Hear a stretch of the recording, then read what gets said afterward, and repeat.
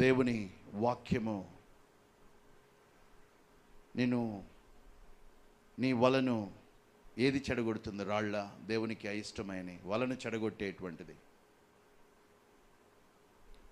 శ్రమయందు ఓర్పున్నదా? దీన మనస్కుడిగా ఉన్నావా?